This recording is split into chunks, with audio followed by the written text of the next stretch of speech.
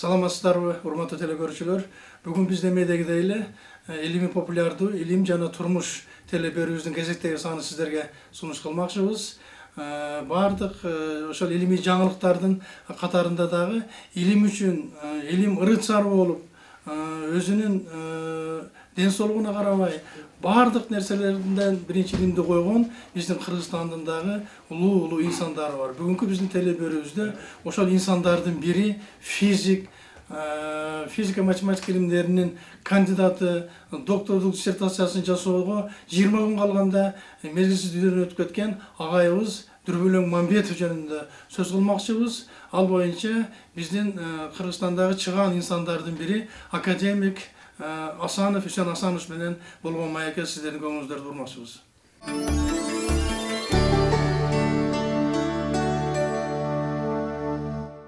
Алгачкылардан болушу биздин Кыргызстандын интеллигенциясынын эң алдыңкы окумуштуулары, Москвадан билим алган, фундаменталдык ошол химия илими менен жана анын ар кандай баягындай бир бөлүмдөрү менен шогулданып иш алып барып жүргөн улуу инсансыз. 2012 жылдын көз айларында бир абдан бүт кыргыз интеллигенциясын, окумуштууларды ушундай бир кызыгууну туудурган бир катар макалаларды жаздыңыз, интервьюларды бердиңиз.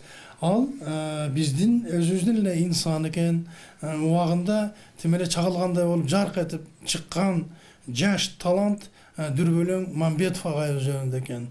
Ал киши болгондо дагы ошо физиканын фундаменталдык, анын прикладдык жактары менен шогулданып, ошол 70-жылдары, 60-жылдары, 70-жылдары ошол бир эле биздин кичинекей Кыргызстан эмес, Советтер Союзунун деңгээлинде жасаган иштери жөнүндө мына эми билип отурабыз. Айрыкча мына избранные научные труды деп ушуну мына өзүңүз чыгарып, түзүп, бунун хронологически бардык материалдарынан сырткары дагы фундаменталдык баягындай бир эмгектерин ушун түзүп, толуктап чыгарып, биздин ошол кыргыз окурмандарына сунуш кылдыңыз. Ошонун ичинде мен абдан толкунданткан мына биздин Кут билим гезитиндеги о реабилитации имен ученых с трагическими судьбами или эффект Мамбетова ошого окшогон материалдар чынында бизге абдан чоң кызыгууну турду. Ушул боюнча аралашып жүргөн киши катары, анын профессионал катары сиздин комментарий ошо биздин телеберүүбүз үчүн абдан маанилүү.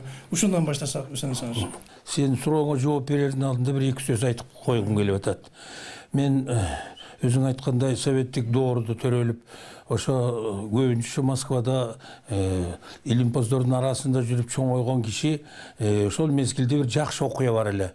Коом, илим коому деген коом. Ошонун ичинде жакшы өкүлдөрү болор эле. Ушунчалык лекцияны, ушунчалык окуп берер эле телевизордон, радиодон ошону качан болот деп күтүп элек. Ар бир жумада бирден болгон көрүнүктүү өкүлү академик Капица эле. Ошол Капицанын очевидно и невероятно деген берүүсүн ушинтип угуп, ошо ар бирине кайрадан кайрып келер элек. Мен муну айтып атканымдын себеби ошол Советтер Союзу кеткен мына 20-дан ашык болуп кетти. Күндөн күнгө унутулуп, ошол багыт артта калып келе жатат. Анан өткөн жылдын бир жакшы жери, кечирип кой, мен сага айта турганым, сен ага мен аябай ыраазычылыгымды билдирип атам. Бир жылдын ичинде ар бир жумада бирден Кыргызстанда болушунча илимдин багытын өстүргөнүн элге тааныштырып көргөзүп атасың. Өз алдынча Капицанын функциясын аткарып атасың. Ал раматылык былтыр кетип калды. Мен өзүм билчүм. Эми ошого мен ой пикирим сага чоң рахматты айтуу менен бирге ушул ишиңди токтотпа, күчөтүү, улана берүүсү бул өтө жыйынтыгын кийинчерээк берет. Мен ушуну сага чоң ыраазычылыгымды айтып коеюн деп атам. Бул Мамбетов деген эмне жасады? Ошонун эң көрүнүктүү жумуштарын чогултуп элге көрсөтүш керек, таратып бериш керек деген максатты могу биринчи китеп аткарат. Бул өзү 350 беттен турат. Мына ушунун ичинде Дүрбөлөңдүн эң маңыздуу деген эмгектерин тандадык. Ушул жаш болуп 39 жашында кетип калганы менен 60-тан ашык эмгек жазган экен. 60-тан азык эмгек. Ошонун ичинен тандоого жараган сапаттуулар бар экен. Ал сапат үчүн дүрбөлөң ушул аспирантурада окуп жүрүп, бул дагы буйрук, тагдыр. Ошондо бир мурун белгисиз болгон кубулушка учурап, ошону достору, жолдоштору Мамбетовдун кубулушу, Мамбетовдун эффекти деп элден мурун тамашалап айткан экен. Анан бирок убакыт өткөн сайын кызып, баягы жаңы данныйларды ала баштагандан кийин ошону менен аспирантурасын аяктап калган срогу калганда жетекчиси экөө чечет. Бул кубулушту тийбей эле коелу азыр. Сен аны бүтүрүп алып, диссертацияңды коргоп алып, анан кийин арга илишкиниң дегенин ушунчалык жактырышып, 55-жылы 23 жашында диссертациясын коргоп кандидатына алып болот. Ошону бүтүрүп алып, өзү университеттин пединститутун бүтүп, университетти бүтүп атканда, пединститут бүтүп атканда, аны пединститут деп университет деп атап койбоду. 51-жыл. Мына ошону бүттүм деп диплом алып, ошону менен сүйүнүп жүрүп, анан жана Алматыдан жерде аспирантура болбойт Кыргызстанда, Алматыга барып, ошол жерден аспирантурага кирип, анан жана мен айтып аткан. Киши биринчи бүтүрүүчүлөрдөн болгон окшойт. Биринчи бүтүрүүчү бир 10 чакты кишилер кеткен экен. Ошолордун баары ушундай ромбо түрүндөгү значокту тагынып алышып, элдин баары Ленин орденин тагынгандай эле карап, анын ичинде мен деле бар элем, мен кийин аларды көрүп сыймыктанып. Оны ошону менен анан ошентип ийгиликтүү аспирантураны бүтүп алды. Бүтөөрү менен ал кайра өзүнүн университетине келет. Ушуну улантайын деген ардык ар басса бербесе оюнун баары ушунун тегерегинде болот. Бирок университет жаңыдан эле жасап аткан эмне кылат? Анда вольтметр, амперметр, эң жакшысы болсо бир осциллограф болгон башка курал жабдык жок. Анын диссертациялык иши уран, торий өңдөнгөн радиоактивдүү изотоптор бар элементтердин үстүндө иштеген. Ошол радиоактивдүүлүккө, излучениеге булушунун атайын куралдары болгон. Ошол мезгил счетчиктер деп койгон. Ошолордун түрү эчтеке жок. Анан эмне кылам деп 1 жыл эптеп чыдап университетте иштеп турат дагы сабак берип ядерный физикадан. Анан Ташкентте академиясында физикалык, ядролук физика деген лабораториясы болгон. Ошол менен байланышып, алар аны кызматка алып алышат. Ошону менен 2 жылы Ташкентке келет. Ташкентте иштеп туруп, баягы иши куралдары барганда ушунчалык сүйүнүп, баягы иштерин аягына чейин дагы улантып, ошону менен 2 жылдын ичинде көп жаңы маалыматтарды алып алат.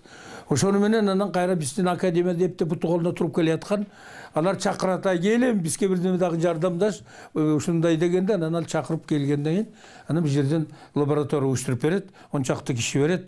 Анан өзү менен өзү болуп калып дүрбөлөң, анан баягы сууда сүзгөндөй кенен кесир кыймылдап, каалагандай жасап, мына ошол мезгилде мен аны менен таанышып калдым. Мен Москвада институт физикалык химия деген чоң институт бар эле, ошонун мен аспирант элем. Ошол жерде докторлук диссертациясын бүтүрүп алсам, ошол жерде мен коргосом деген тилеги бар экен. Мына ошол жерден экөөбүз капыстан эле кешигип калып, таанышып калдык. Анан ошондон баштап анда мында кездешип жүрдүк.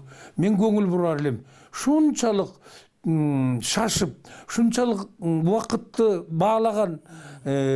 Анан комитет мен 62-жылы диссертациямды коргоп алып келип институт химия орношуп калдым.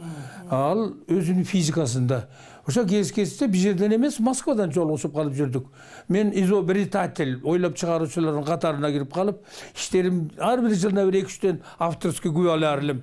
Анан ошол жерден кездешип да жүрдүк. Эмне үчүн экенин десем, ал көрсө открытый илимий ачылышка заявка бер деп, бир залкар илимпоз академик Ребиндер деген академик. СССР илимдер академиясынын академиги. Академиги, социалисттик эмгектин баатыры. Ушул бир конференцияда угуп калып, ай бала, бул жөнөкөй иш эмес, муну улант деп кеңеш берет. Андан кийин кездешкенден кийин айтат, муну открытияга дипломго бергиниң. Ошол убакта Советтер Союзу элден мурун комитет по делам изобретений эле болчу мурун.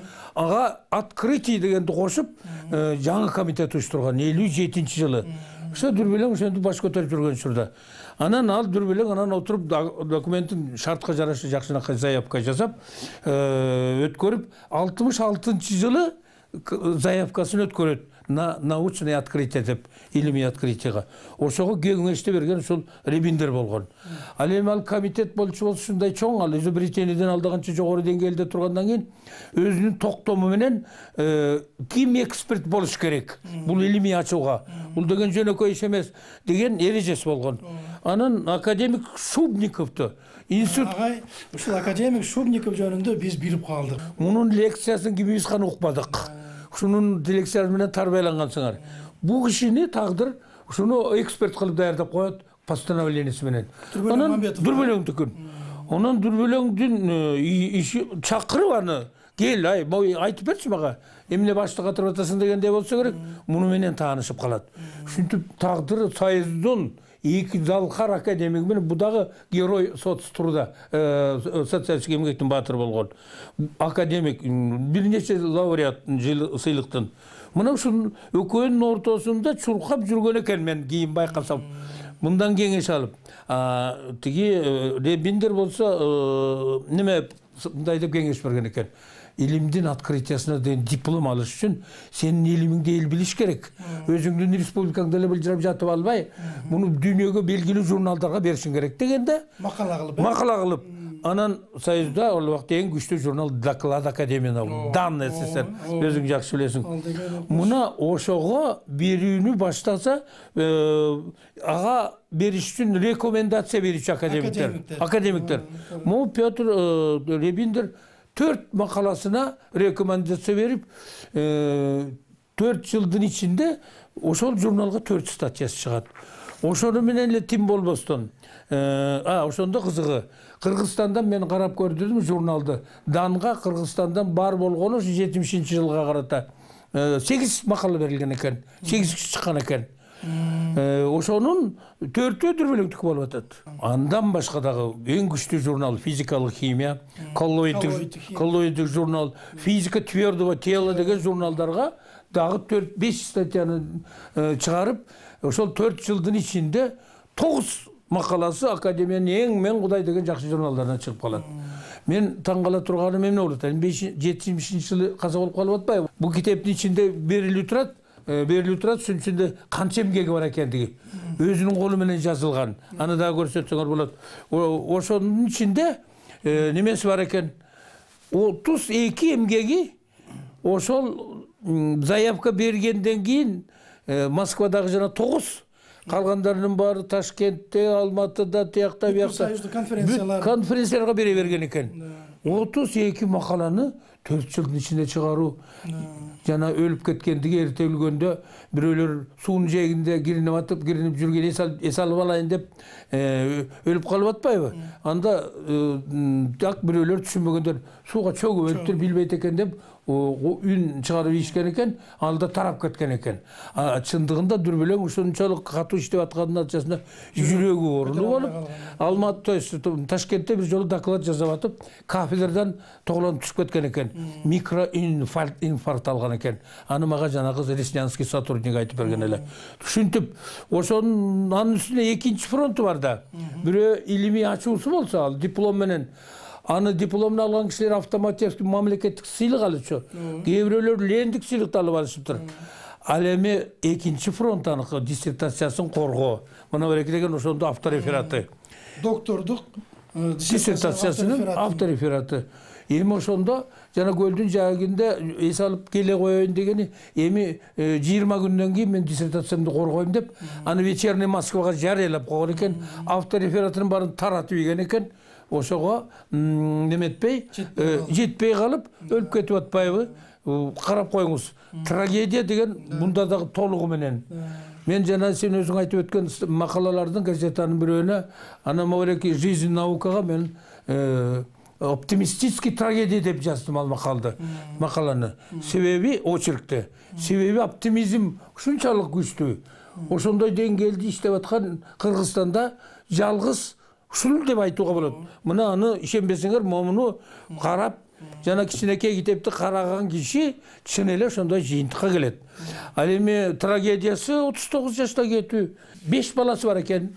5 баласы жетим калып калуу трагедиянын андан кыйынчылыгы кимде бар? Көп кырдуу генийдин дагы бир нерсеси, мен абдан таң калтырат да. Ошол эле кезде бул киши азыркыга чейин дискуссия кылып жүргөн, дагы талашып жүрөбүз, кыргызча окуу китепти физика боюнча жазса болобу, болбойбу деп.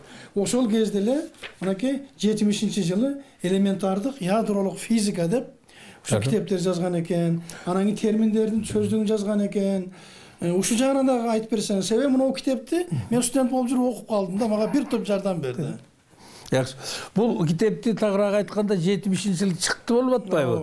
Бул дүрбөлөң бул китепти биз типографияда жаңы китебиз чыкканда жыттайбыз да, сүйүнүп. Ал ага барган жок. Ал ошол жылы өлүп, көмүлүп калгандан кийин чыккан китеп бул. Муну 67-66 жылдарда жазып типографияга тапшырып койгон экен. Могу китебинин бөтөнчөлүгү.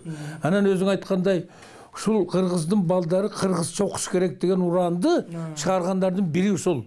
Ал жөнүндө дагы тетиги газеталарга мен жаздым эле. Ага күбө. Мына береки Карашев экөө 69 жыл чыккан сөздүк терминдерди физика орусча терминдердин сөздүгү деп момундай китеп жазып отурат. Кийин көп киши китеп жазып ушинтип атсак физикадан мына береки терминдерге таянып жасаган экендигин мына берекини кошуп буга келгенге. Академик Сүймөнов деген Советтер Союзундагы Нобелдик сыйлыкты биринчи алган киши. Мына дүрбөлөң экөө жанышында турат. 2 жолку социалисттик эмгектин баатыры. Лениндик сыйлыкты алган киши. 7 жолу Ленин ордерин алды. Легендар киши да легендар. Алардын баарын көбүрөөк китептердин ичине биз киргизип окуган кишилер ушуну неметсин деп койдук. Эми могуреки үйүндө 42 жыл болду. Дүрбөлөң Арабистан кеткени. Анан жана китепти жаздырыш тигилер жөнүндө маалымат алыш үчүн мен үйүндөгү болгон архивин аңтарып издедик колубуздан келишинче. 5 бала менен калган аялы эмне кылат? Жаш балдар экен. Дүрбөлөң өлгөндө экөө яслиде экен. Ошолорду деп жайланыштырам деп үйдөн үйгө көчүп, ушинтип жүрүп көп китептери жоголгон, документтери жоголгон. Ошолор сүрөттөрүнүн арасынан мына береки сүрөттү таап алып мен көзүмөн жаш чыгып кетти. Кайдан жүрүп? Ушун менен дүйнөлүк калибрдагы окумушту да бул. Дүйнөдө бул киши ошол айтып атпайбы, жанагы Нобелдик сыйлыкты алган орустардын ичинен бириши болгон. Мына ушуну менен турган сүрөтүндө экөөнүн кандай атасы баласы сүйлөшүп аткандай эле сонун көрүнүп турат. Демек, бул киши дагы дүрбөлөңдүн жанагы күн түн иштеп, жанагы 30-тан ашык иштесе эле 4 жылдын ичинде жазып ийгенин, бардыгына күч кубат бергендин бири дагы ушу киши болушу мүмкүн деген ойду мен айтып китепке жазып кеттим. Мусан Асанович, эми абдан бул киши жөнүндө айта берсе сөз абдан көп. Кыргызстандын кристаллографы сенсиң. Шубников дегенди ыйлабай жасабадыңбы? Могу кристалды мен ала келгеним себеби эмне ачты деген сөзгө дүрбөлөңгө биз жооп бере албай калдык азыр. Жалпысын айтып атып.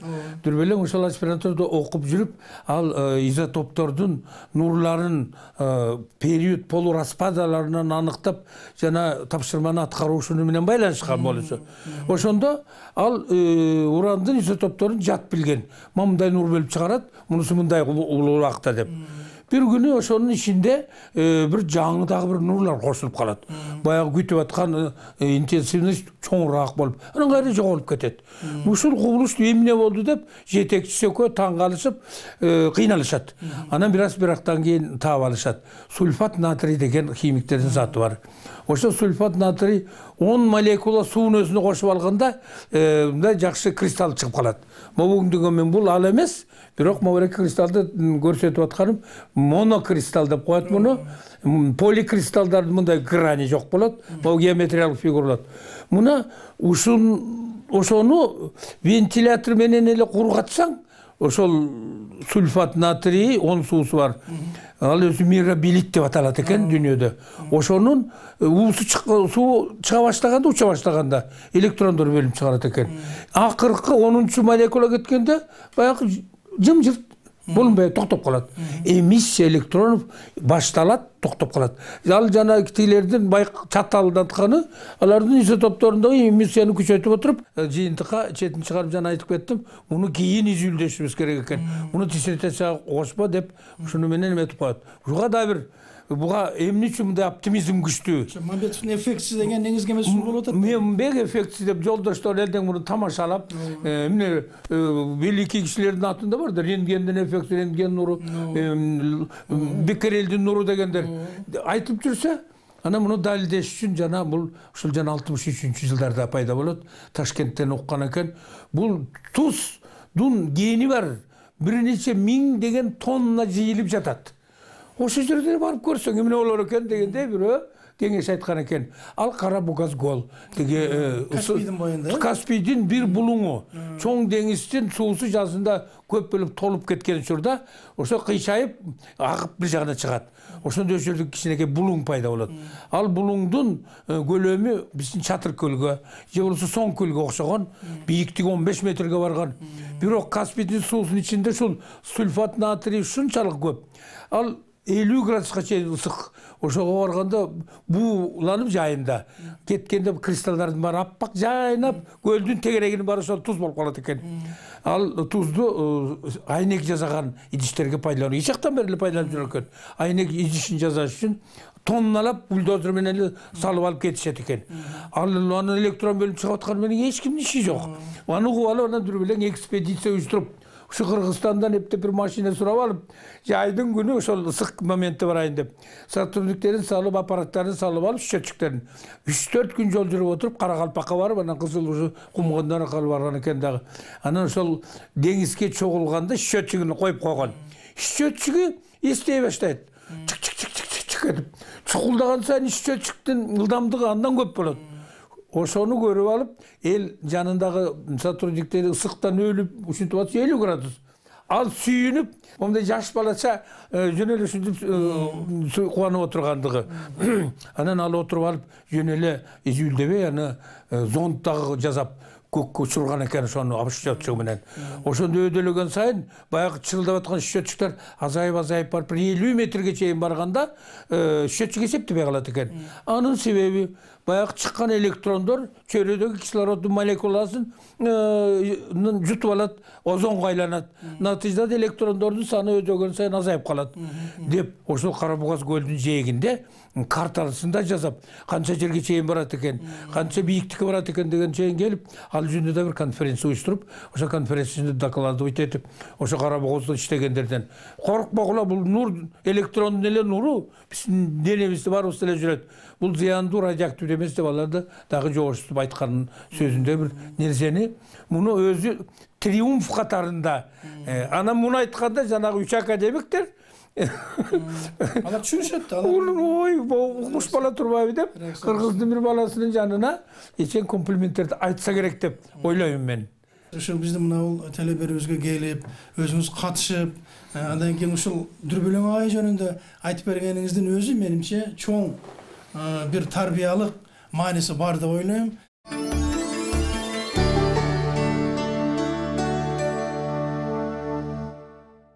Ушуну менен, урматтуу теле көрүүчүлөр, Илим жана турмуш теле берүүбүздүн кезектеги саны сиздерге тартууладык. Эфирден жолугушканча саламатта болуңуздар.